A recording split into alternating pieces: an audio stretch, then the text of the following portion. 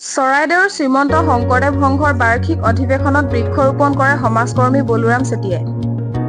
২৭ জানুৱাৰী তাৰিখৰ পৰা ২৯ জানুৱাৰী তাৰিখলৈ তিনিদিনীয়া কাৰ্যসূচীৰে শ্ৰীমন্ত শংকৰদেৱ সংঘ চৰাইদেউ জিলা আৰু বৰহাট আঞ্চলিক শাখাৰ যৌথ উদ্যোগত বৰহাট আঞ্চলিক শাখা শংকৰী সংস্কৃতি কেন্দ্ৰত শ্ৰীমন্ত শংকৰদেৱ সংঘৰ ৪৬ সংখ্যক চৰাইদেউ জিলা আৰু ৪৮ সংখ্যক বৰহাট আঞ্চলিক শাখাৰ বাৰ্ষিক অধিৱেশন অনুষ্ঠিত কৰা হৈছে। আজি দ্বিতীয় দিনাৰ কাৰ্যসূচীত বৃক্ষৰোপণ কৰে অৱসৰপ্ৰাপ্ত শিক্ষক আৰু সমাজকৰ্মী বলোৰাম চেতিয়াই। ভিডিঅ'টো ভাল লাগিলে লাইক, শ্বেয়াৰ, কমেণ্ট কৰাৰ লগতে এনি ভইচ চেনেলটো ছাবস্ক্ৰাইব কৰি দিব। জিলা শাখাৰ সন্মানীয় জন্দিৰাম বৰা সম্পাদক বাপজন, বৰহাট আঞ্চলিক শাখা যোগেশ্বৰ দত্ত সভাপতি বাপজন, দেৱজিৎ শইকীয়া সম্পাদক বাপজন, আদৰণী সমিতি যোগেশ্বৰ দত্ত সভাপতি বাপজন, চানু মেধি সম্পাদক বাপজন আৰু বৰহাট আঞ্চলিকৰ সমূহ শাখা সমূহলৈ মই ভক্তিপূৰ্ণ সেৱা নিবেদিছোঁ। আজি শুভস্থানৰ উপস্থিত হোৱা সকলো ভকত বৈষ্ণৱ আই মাতৃ শিশুসকললৈ মই খুব জ্যেষ্ঠ অনুসাৰে শ্ৰদ্ধাৰ আৰু মৰম যাচিছোঁ। বিশেষকৈ শ্ৰীমন্ত শংকৰ সংঘৰ অকল আধ্যাত্মিক চিন্তা চৰ্চাতেই বৰ্তি থকা নাই, তেখেতসকলে শিক্ষা ক্ষেত্ৰত বেংকৰে হওক অন্যান্য ইত্যাদি সমাজখনত উত্তৰণৰ ক্ষেত্ৰত সকলো ক্ষেত্ৰতে আগুৱাই নিছে। বিশেষকৈ আমাৰ সমাজখন বৰ্তমান শিক্ষিতৰ সংখ্যা বহু বাঢ়িছে। অধ্যাপক, ডাক্তৰ আৰু শিক্ষিত ইত্যাদি APSC বিষয়া আদি কৰি বহু সংখ্যক শিক্ষিতৰ সংখ্যা বঢ়া স্বত্বেও এতিয়া আমাৰ সমাজখন কিয় বিশৃংখলৰ ওপৰত আমি দেখিবলৈ পাওঁ। যিখিনি মানৱৰ জাতিয়ে যিখিনি আগত যেনেধৰণে শিক্ষিত নহ'লেও জ্ঞানী মহল আছিল আৰু সমাজখন শান্তিৰ বাবে বাতাবৰণত অতিবাহিত হৈছিল, এতিয়া আমাৰ ইয়াৰ পৰা আমি এইটোৱে আহ্বান জনাব লাগিব, এই শ্ৰীমন্ত শংকৰ সংঘৰ এই অনুষ্ঠানে এই জৰিয়তে নতুন প্ৰজন্মক আধ্যাত্মিকভাৱে ধাৰণ কৰিছে।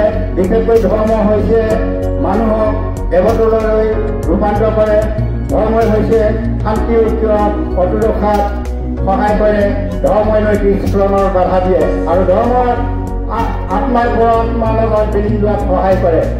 মই বিশেষকৈ আহ্বান জনাম, আমাৰ সমাজখন সংস্কাৰ হ'ব লাগে। সংস্কাৰ হ'লে আমাৰ সমাজখন শান্তি বাতাবৰণত বৰ্তি থাকিব বুলি মই আশা কৰিছোঁ। বিশেষকৈ বৰ্তমান এতিয়া প্ৰযুক্তিবিদ্যাৰ ক্ষেত্ৰত বহু আগুৱাই গৈছে, কিন্তু আমাৰ সমাজখনৰ এই কিছুমান অন্ধবিশ্বাসবিলাকে সেইবিলাকে আমাৰ গা কৰি দিছে। আমাৰ বিশেষকৈ সমাজত এতিয়া গুৰু আৰু শিষ্য মাজত যিটো আগৰ সম্বন্ধ, সেই সম্বন্ধ নাইকিয়া হৈছে।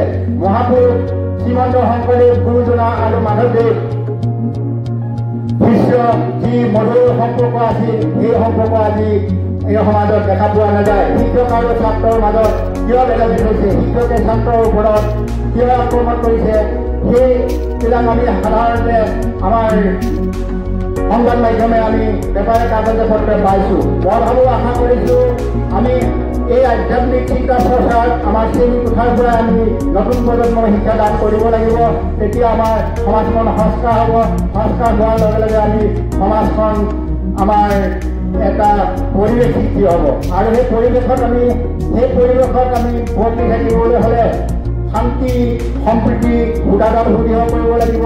এই ক্ষেত্ৰত শ্ৰীমন্ত শংকৰ সংঘই বহুখিনি এই সমাজৰ অৰিহণা যোগাইছে। তেখেতসকলৰ এই অৰিহণাই বিশেষকৈ আমাৰ সমাজখন বহু পূৰণ হ'ব বুলি মই ভাবিছোঁ। বিশেষকৈ এই উদ্যোক্তাসকললৈ মই ধন্যবাদ আৰু কৃতজ্ঞতা জ্ঞাপন কৰিছোঁ। এইকাৰণে কৈছোঁ, বৃক্ষৰ ওপৰত কৰিব দিছে একবৃক্ষ দশপুত্ৰ সম, একবৃক্ষ দশপুত্ৰ সম।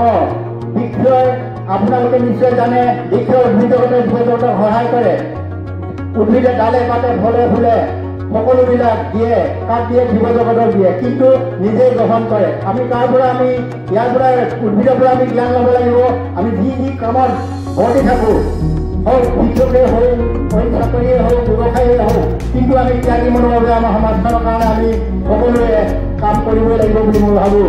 সকলোৰে মই পুনৰবাৰ ধন্যবাদ আৰু কৃতজ্ঞতা জ্ঞাপন কৰিছোঁ এই উদ্যোক্তাসকলক বিশেষকৈ মোৰ এই অভিযানক বৃক্ষৰোপণ এই মহান এটা দায়িত্ব দিলে সেই দায়িত্ব মই পালনে কৰিছোঁ আৰু এই অধিৱেশনৰ যোগেদি ইয়াৰ বিশেষ বিশেষ ব্যক্তিসকল নিমন্ত্ৰণ কৰিছে তেখেতসকলৰ সুবক্তাৰে তেখেতসকলৰ মনোগ্ৰাহী এই শাস্ত্ৰ ভাগৱতৰ কথাবিলাকৰ জৰিয়তে আমাৰ সমাজখন উত্তৰণ ঘটিব বিশেষকৈ মই ইয়াতে যোৱাতে আমি মহাভাৰত পৰা 5 পাণ্ডৱৰ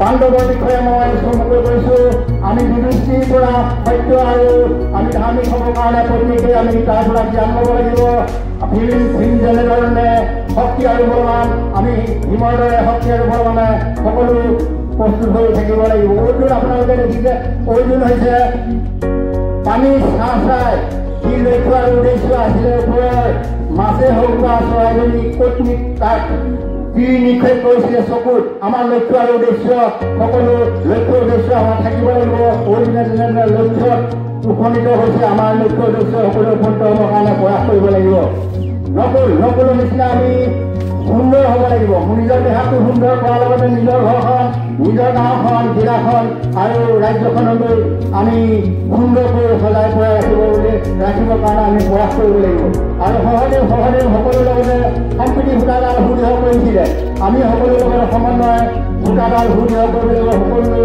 মিলা প্ৰীতি ভাৱ কৰি থাকিব লাগিব বুলি ভাবোঁ আৰু ৰামায়ণৰ আপোনালোকে জানে আপোনালোকক মই মাত্ৰ সোঁৱাই দিছোঁ ৰাম লক্ষ্মণ সীতা ভৰত এইকেইজনৰ পৰাও আমি জ্ঞান ল'ব লাগিব বিশেষকৈ শিশুসকলক কৈছোঁ ৰামচন্দ্ৰই পিতৃ বাক্য পালন কৰি বনবাস থাকিবলৈ গৈছিলে 12 বছৰ বনবাস আৰু বছৰ ইজ্জতবাস ৰামচন্দ্ৰই স্বয়ং ভগৱানেই পিতৃ বাক্য পালন কৰি বনবাস থাকিবলৈ গৈছিলে আমাৰ আজিকালি শিশুসকলে মা দেউতাকৰ কথাবিলাক আন্তৰিকতাই গ্ৰহণ নকৰে যেন অনুভৱ হৈছোঁ তাৰ পৰা আমি জ্ঞান ল'ব লাগিব